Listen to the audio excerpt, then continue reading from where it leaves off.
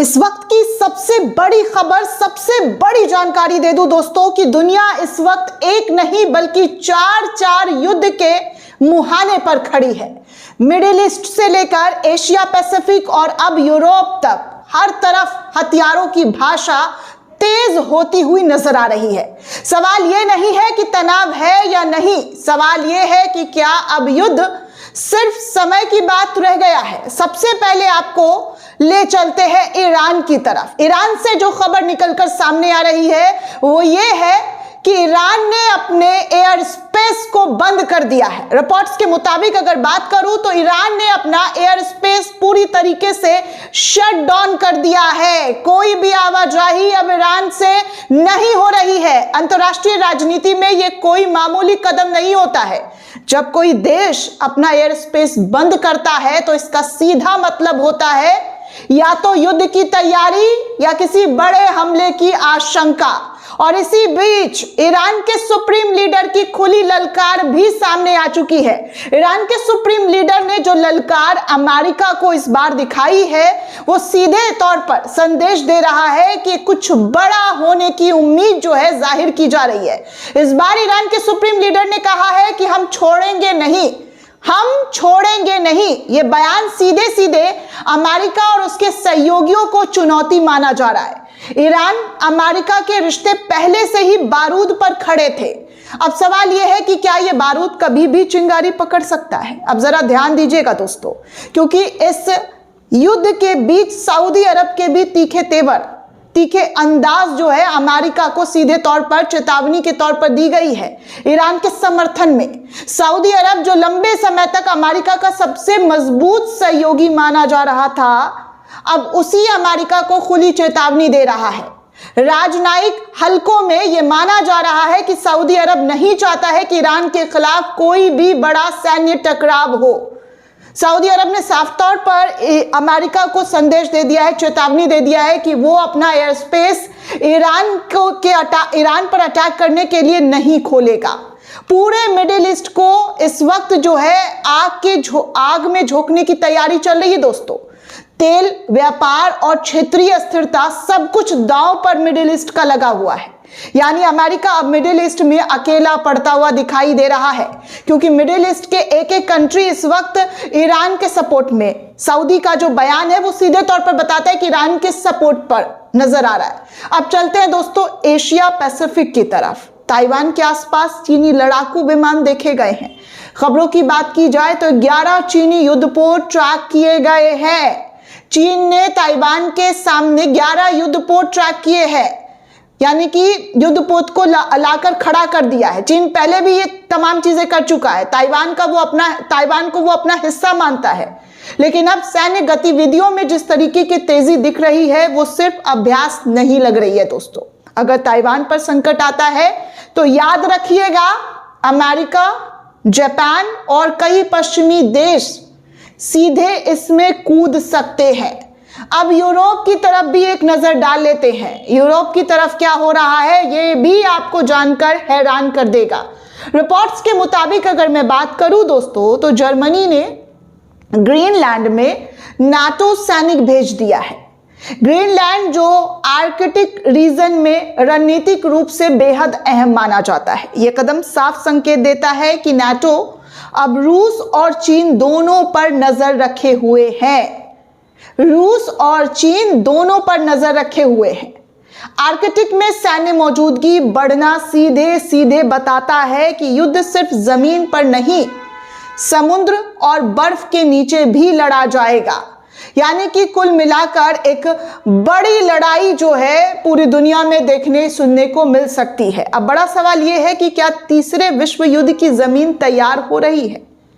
अब इन 4 घटनाओं को जोड़कर देखा जाए दोस्तों तो आपको खुद एहसास होगा, महसूस होगा कि आखिर हो क्या रहा है, होने वाला क्या है। ईरान बनाम अमेरिका, सऊदी अरब का बदला रुख, ताइवान के पास चीन की आक्रामकता, नाटो की आर्कटिक में तैनातगी, ये सब अलग अलग घटनाएं नहीं लगती हैं, बल्कि एक ही कहानी के अलग अलग अध्याय नजर आ रहे हैं। एक ही कहानी के अलग अलग पहलू जो है यहाँ पर दिखाई दिए जा रहे हैं। एक ऐसी दुनिया जहां कूटनीतिक कमजोर और हथियार मजबूत होते हुए नजर आ रहे हैं। दोस्तों, आपको बता दूं कि आज दुनिया को युद्ध नहीं, संयम और समझदारी की जरूरत है। लेकिन सवाल यह है कि क्या ताकत के नशे में डूबी महाशक्तियां रुकना जानती भी हैं, झुकना जानती भी हैं, या फिर इतिहास खुद को दोहराने जा रहा है? यह इस वक्त का सबसे बड़ा सवाल है कि क्या फिर से इतिहास खुद को दोहराने जा रहा है? आप क्या सोचते हैं? क्या यह सिर्फ दबाव की राजनीति है या युद्ध की उल्टी गिनती शुरू हो चुकी है? और अब जरा ठहर कर सोचिएगा दोस्तों, ठहर कर सोचना इस वक्त जरूरी भी बन जाता है कि हम आखिर किस जगह पर खड़े हुए हैं। क्या यह सब महज संयोग है कि एक ही वक्त पर ईरान अपना एयर स्पेस बंद करता है, सऊदी अरब अमेरिका को चेतावनी देता है कि वो उसका एयर स्पेस इस्तेमाल नहीं कर सकता है, चीन ताइवान के चारों ओर युद्धपोत और फाइटर जेट तैनात करता है और नाटो आर्कटिक इलाकों तक अपनी फौज को बढ़ा देता है? इतिहास गवाह है कि युद्ध अचानक नहीं हुए हैं। पहले शब्द तेज होते हैं, तीखे तेवर अपनाए जाते हैं, फिर सीमाएं सख्त होती हैं, फिर आसमान बंद होते हैं और उसके बाद गोली अपने आप चल जाती है। आज इन फैसलों का असर किसी भी राष्ट्रपति पर नहीं होने वाला है। अगर रुककर सोचिएगा, समझदारी से देखिएगा, तो ऐसे फैसलों का असर किसी भी देश के, किसी भी मुल्क के राष्ट्रपति पर नहीं होगा, किसी सुप्रीम लीडर पर नहीं होगा, बल्कि आम जनता ये तमाम चीजें भुगतेंगी। आम जनता पर इसका सीधा असर पड़ेगा। फिलिस्तीन का हाल आप देख चुके हैं। फिलिस्तीन में क्या हुआ है? तेल महंगा होगा, महंगाई बढ़ेगी, सप्लाई चेन टूटेगी और सबसे पहले गरीब और विकासशील देश पिसेगा इसमें। लेकिन बड़े देशों के लिए यह सिर्फ रणनीति है। बड़े देशों के लिए, बड़े देशों के नेताओं के लिए यह सिर्फ रणनीति है। एक तरफ अमेरिका, नाटो, पश्चिम ताकतें, दूसरी तरफ ईरान, चीन, रूस और उनके सहयोगी, और बीच में फंसी है पूरी दुनिया। बीच में फंसे हुए हैं हम और आप। जब जंग शुरू होता है तो महंगाई, अर्थव्यवस्था कैसे चरमराती है ये आप अच्छे से जानते हैं, समझते हैं। आज देश को जी हाँ, आज कोई देश खुलकर युद्ध नहीं चाहता, लेकिन कोई भी पीछे हटने को तैयार नहीं है। ईरान के सुप्रीम लीडर की बात सिर्फ गुस्से का बयान नहीं है। ईरान ने पहले ही साफ कर दिया है, ईरान पहले ही कह चुका है कि अगर उस पर हमला हुआ तो जवाब सिर्फ एक देश को नहीं मिलेगा, पूरे सिस्टम को मिलेगा। ईरान के सुप्रीम लीडर, ईरान के बड़े लीडरों का आज से नहीं, जब से इजराइल के साथ उसकी लड़ाई हुई है तब से उन्होंने साफ साफ संदेश अमेरिका और इजराइल को दे चुके हैं। वो कह रहे हैं कि अगर हमें छेड़ोगे तो हम छोड़ेंगे नहीं, और यही बात अमेरिका को सबसे ज्यादा डराती है। अब सवाल ये नहीं है कि युद्ध होगा या नहीं, सवाल ये है कि अगर हुआ तो सबसे पहले कौन भुगतेगा, और क्या दुनिया तीसरे विश्व युद्ध की कीमत चुकाने के लिए इस वक्त तैयार खड़ी है? इतिहास हमें बार बार चेतावनी देता है, लेकिन सत्ता को चेतावनियां सुनाई नहीं देती है। सत्ता इन चेतावनियों को नहीं देखती है, गूंगी, बहरी, अंधी हो जाती है। दुनिया सांस रोके खड़ी है और उंगली टिगर पर है। अब फैसले का वक्त, जी हां, अब फैसला वक्त करेगा कि क्या होगा, क्या नहीं होगा। इंसानियत जीतेगी या फिर हथियार? ये इस वक्त की सबसे बड़ी जानकारी, सबसे बड़ी रिपोर्ट आप तक साझा कर रही हूं दोस्तों। जो स्थिति दिखाई दे रही है वो काफी डरावनी, काफी भयानक स्थिति नजर आ रही है।